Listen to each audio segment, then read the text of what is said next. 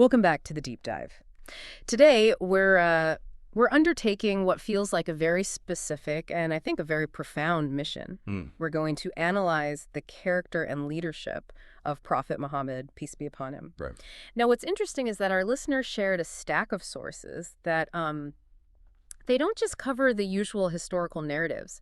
They focus almost entirely on one definitive source. The unimpeachable one. Exactly. The divine testimony found within the Qur'an itself. And that's the key distinction here, isn't it? We're not, just piecing together a timeline of events from different accounts. Right. We are using the Qur'an as the ultimate, the authoritative portrait of his leadership, his morality, and his mercy. It's like a biographical blueprint. Written, so to speak, by Allah himself. Exactly. I find that framing, you called it a divine mirror, I think that's absolutely essential. It is. It means every piece of information we extract from it, it just carries this inherent weight, a divine validation.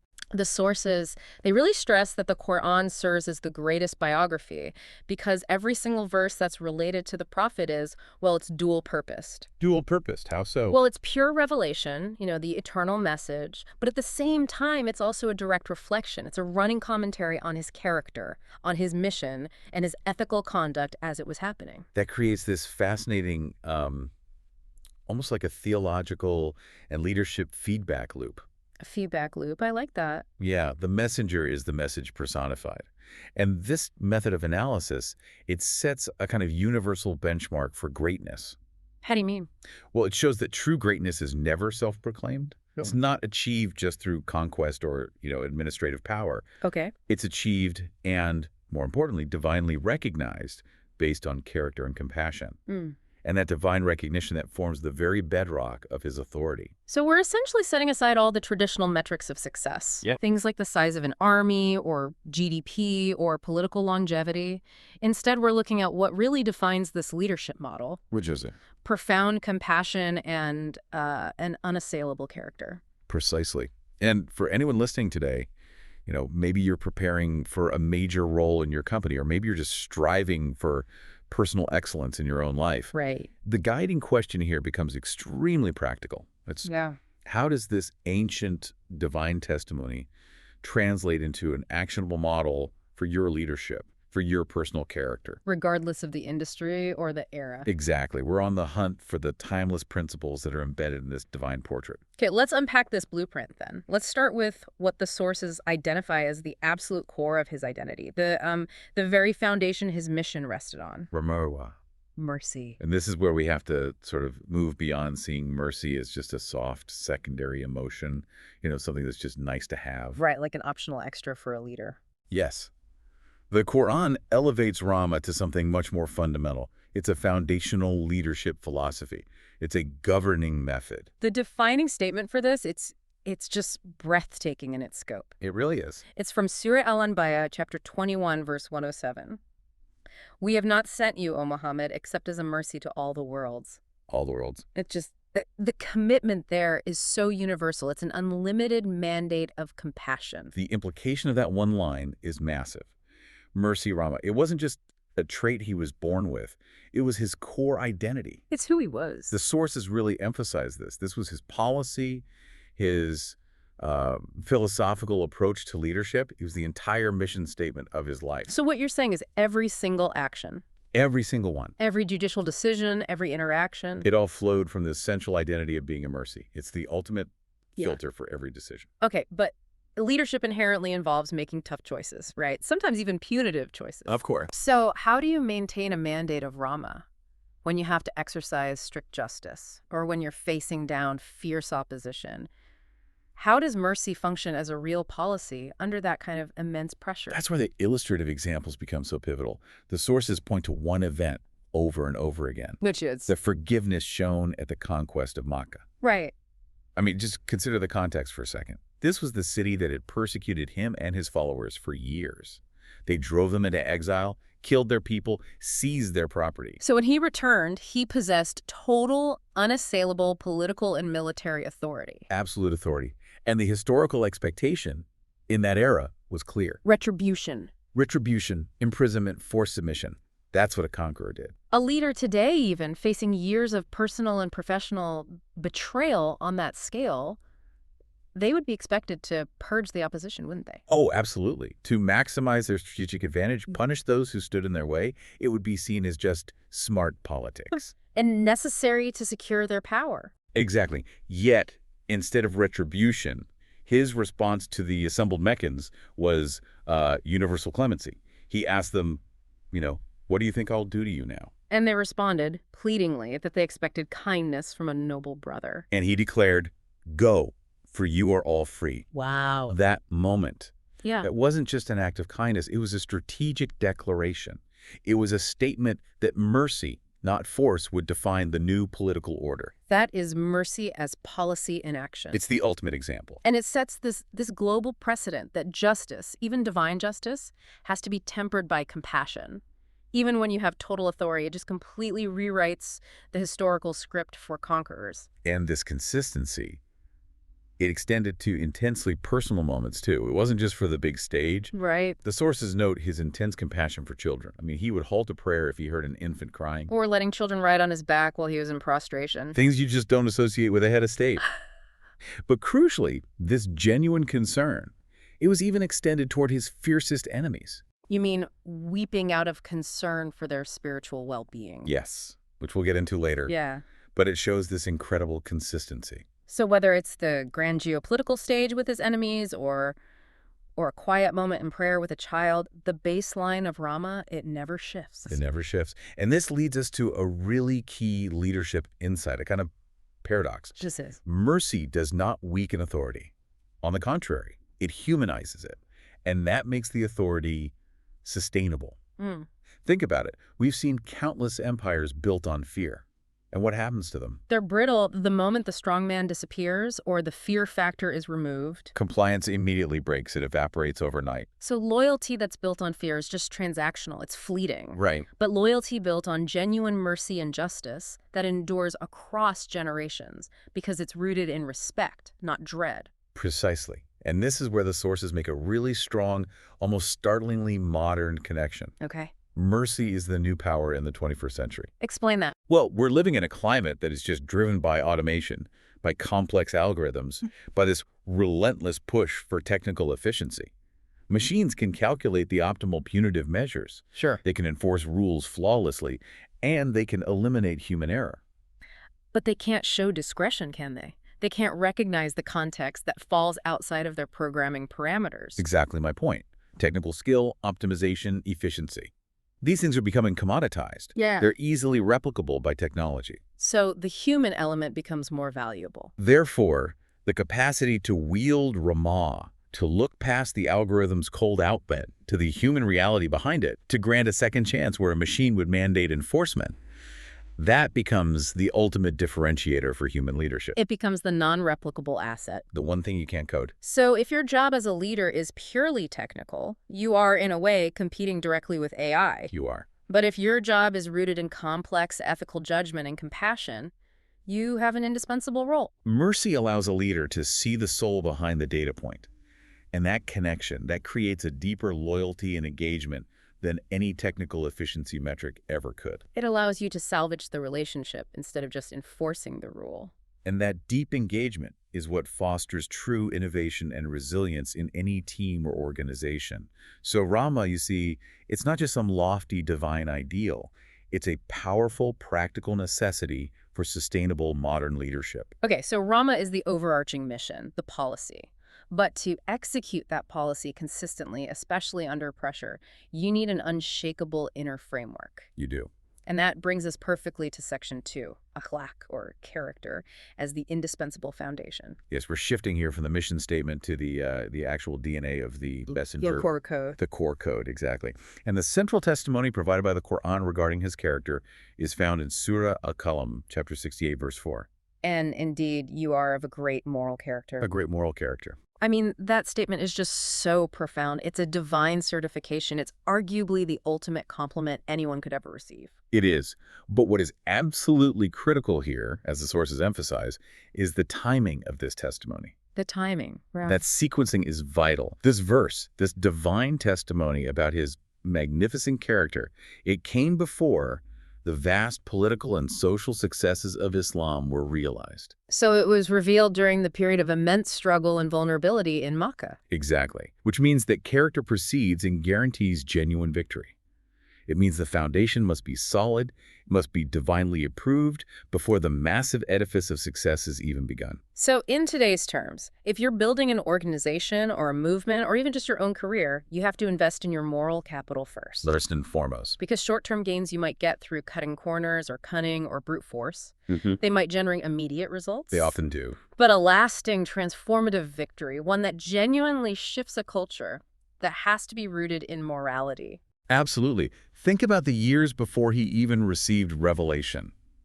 He was already known by his community as Al-Sadiq and El-Amin. The truthful and the trustworthy. For decades, he embodied these core qualities: honesty, humility, justice, and established this incredible credibility, this unshakable foundation of trust, long before he ever called people to a new message. He had a pristine moral track record before he had a prophetic mandate. Yes. And that established integrity, that's what provided the trust necessary for people to accept the radical change he was calling for later on. Well, of course, without that moral foundation, the message would have been dismissed as just another political challenge, another power grab. Right. And the leadership insight we can extract from this is a warning, really. A warning about success. Success achieved without a moral foundation, without Akhlaq leads inexorably to corrosion. Leadership that lacks morality will ultimately collapse. We see this with staggering regularity, don't we? Corporate scandals, political implosions, all the time. The initial success might be brilliant, but the lack of character, the corruption, the deceit, the hypocrisy, it acts like a slow internal acid. The acid of moral bankruptcy.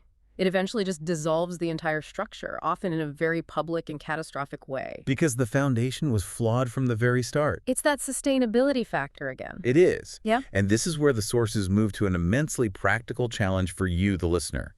It's the concept of the Akhlaq portfolio. The Akhlaq portfolio. I like the sound of that. The idea being that you have to prioritize building your moral character portfolio before, or at least alongside, your professional career portfolio. I'm really intrigued by this idea in the context of modern ambition. Well, we tell aspiring professionals to focus on skill building, right? Get certifications, network, accumulate credentials for your professional portfolio. Your LinkedIn profile. Exactly. But how much time do we dedicate to the intentional cultivation of honesty, of humility, of fairness and justice? The Akhlaq portfolio demands that we view moral development as the most important investment we can make. I can just imagine a skeptical leader listening to this and saying, look, my character is private, my results are public. Why should I invest time in humility when aggressive self-promotion is what gets rewarded? That is the friction point, isn't it? But the answer, according to this divine blueprint, is that without moral capital, your professional success is just a structure built on sand. Vulnerable to the first ethical storm. Precisely. Your Akhlaq portfolio is your insurance policy against the corrosion of success. It's what protects your reputation and your team's morale, which at the end of the day are far more valuable than any quarterly profit. So you should be journaling and reflecting on your humility and your honesty with the same rigor you apply to your quarterly earnings report or your professional certifications. That's a fundamental reframing of career ambition, isn't it? It is. It forces you to define success by your character, not just by your achievements. If the Qur'an testifies to character first, then we too must prioritize Akhlaq first. That transition is seamless. It takes us from what he was, his character, to how he communicated and led, which is section 3. Yeah. Revelation-guided wisdom or speaking with purpose. Yes. This section analyzes the very nature of the prophet's speech, its source, its profound brevity, and its transformative effect on anyone who listened. The foundational verse here from An-Najm 53.3-4, it immediately sets the standard. Nor does he speak from his own desire. It is nothing but revelation sent down. I mean, that just lifts his speech entirely out of the realm of human impulsivity or ego. Completely. It confirms that every word, even outside the direct Quranic text, was consistently infused with divine wisdom. His words were measured, they were truthful, and they were designed to transform. Never impulsive. Never impulsive. Never intended to merely self-aggrandize or, settle a petty score. This commitment to speaking only when guided is perhaps the highest standard of communication ever set for a human leader. It speaks to a deep, deep internal discipline. Before uttering a single word, the intention had to be pure, aligned with the divine will. Absolutely. And this discipline, it manifested in what is known as the power of conciseness. Jawami al-Kalim. Jawami al-Kalim, yes.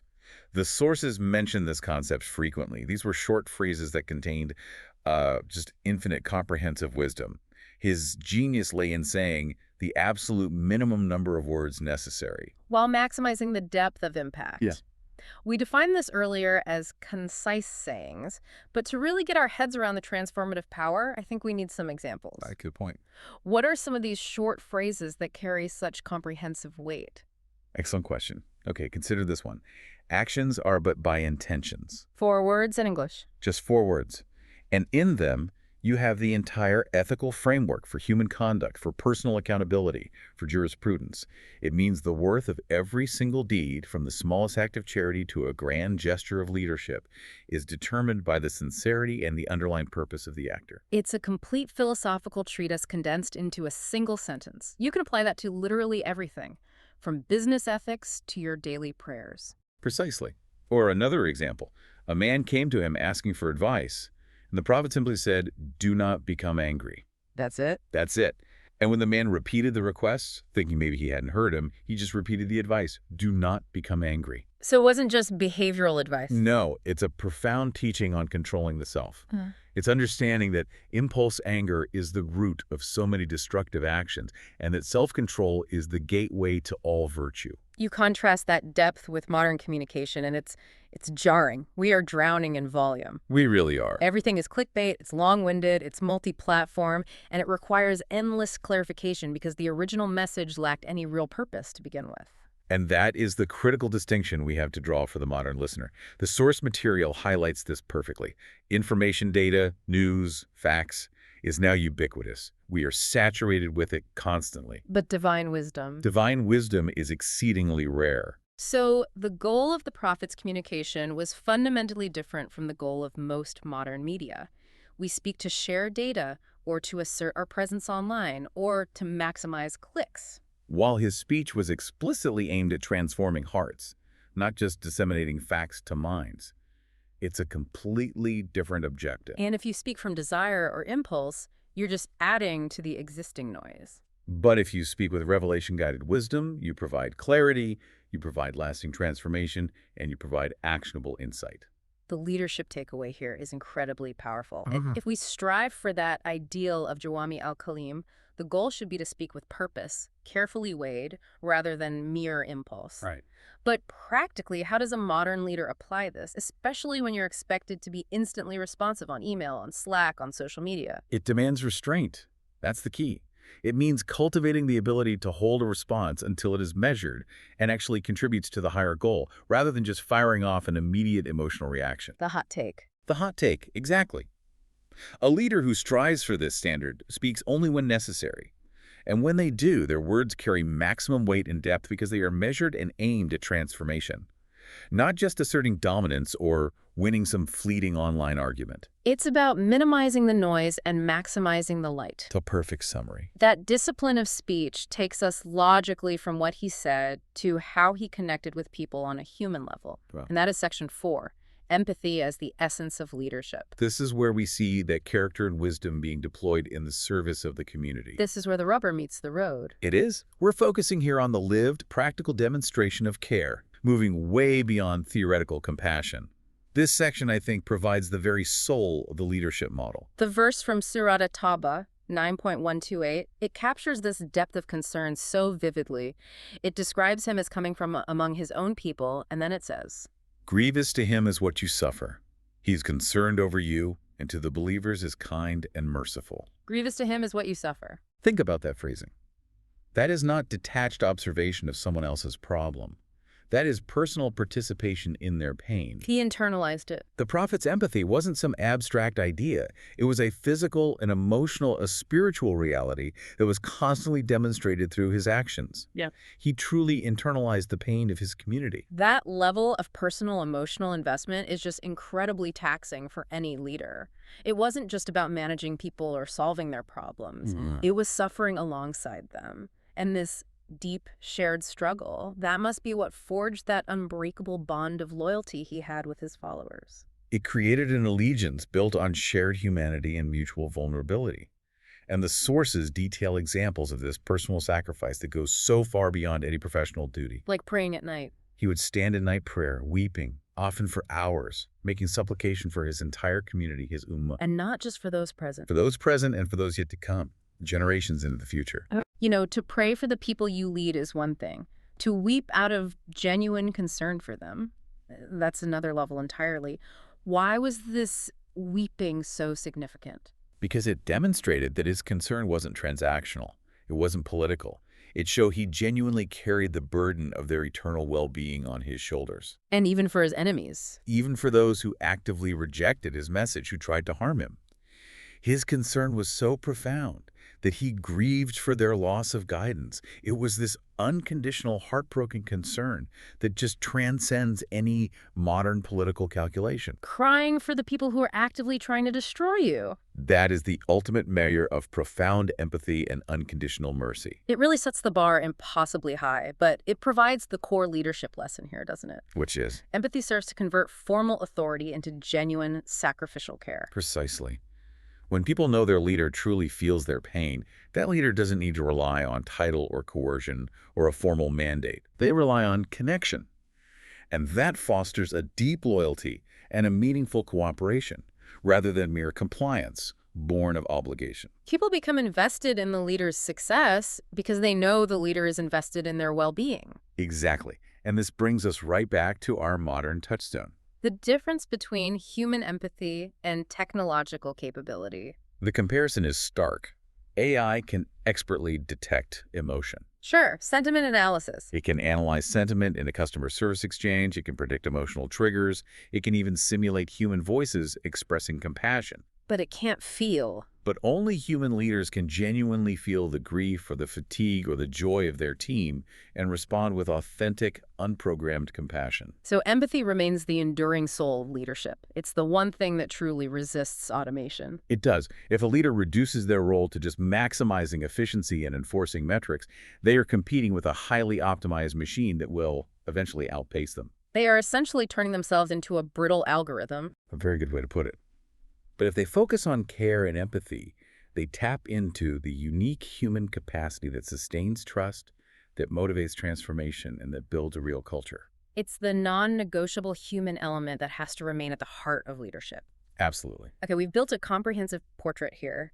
We have the mission, which is Rahmah, the foundation, Akhlaq, the communication, which is wisdom, and the connection, empathy.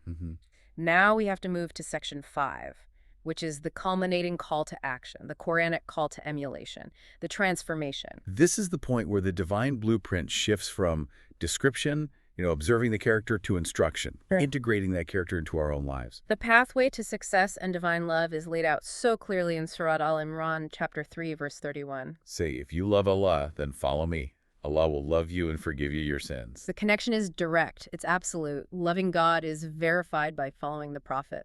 And here's the crucial leadership insight for you, the listener. Following him is not about shallow imitation. Right. It is about deep personal and moral transformation. That is such a fundamental distinction. Imitation can lead to a kind of brittle, sometimes awkward mimicry. Yes, just copying the outside. But transformation leads to resilience because you actually understand the why behind the action. You've internalized the principle. Exactly. The sources explain that every practice, every sunnah, is fundamentally a standardized, divinely approved method for achieving excellence. In all aspects of life. All of them. It's not just about ritual.